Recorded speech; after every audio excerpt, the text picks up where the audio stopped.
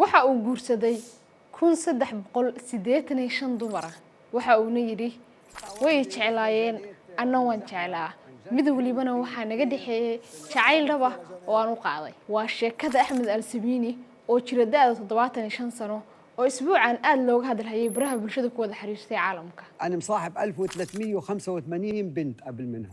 نعم 1385 1385 بنت ومنهم 13 بنت عذراء. Axmed Al-Sabiini waa 75 jir laba bilood ka hor ayuu la aqal galay Rima oo jirta 20 sano. Wariye Malak Maktaabi ayaa barnaamijka Ahmar Beel Qaat Al-Arid ku marti qaaday lamaanahan Axmed iyo Rima oo dhawaan is guursaday. Xiriirka yaabka leh ee ka dhaxeeya lamaanahan marka la eego farqiga da'da tiro aad u badan ayaa u dhaxaysa. Rima waa gabar 20 jir ah waxa ay jacayl dhab ah u qaaday Axmed Al-Sabiini kadib markii uu qiyaanay saaxiibkeedii hore oo 5 sano jacayl wada jilayeen. Inkastoo ay kala duwan yihiin da'da u dhaxaysa, Rima waxa ay muujisay inay jacayl weyn u qabto Axmed.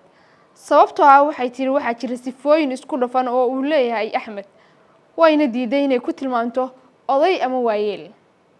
Waxay tiri inaan u isticmaalo ereyga oday ama duq waayeel ah uma qalmo sababtoo ay tahay isagu da'daas ma uunan gaarin. Rima ayaa sheegtay inuu aabaheed jiro 50 sano, hooyadeedna ay jirto 37 sano. balse waxay tiri waxa la yaab leh in aabahay iyo hooyadayba ka weynaan u qaaday jacayl dhab ah. Lamaanahan ayaa iska bartay aalada Facebook halkaas ayuuna ugu soo bandhigtay Axmed jacayl inkastoo ay markii hore ka diiday ugu dambeynsa way aqbashay oo waxa ay ka heshay jacayl iyo kalsooni buuxda. Gabadhani waxa ay sheegtay inay caga jugleyn badan iyo fadeexa ay kala kulantay bulshada dhexdeeda ayagoo ku tilmaamay inaysan jeclayn Axmed ay u socotay dhaqaalihiisa balse taas ayada ayaa diiday oo waxay sheegtay inay Axmed ka heshay jacayl dhab iyo naxariis buuxda sidaasna ay ku dooratay inay nolosha la wadaagto.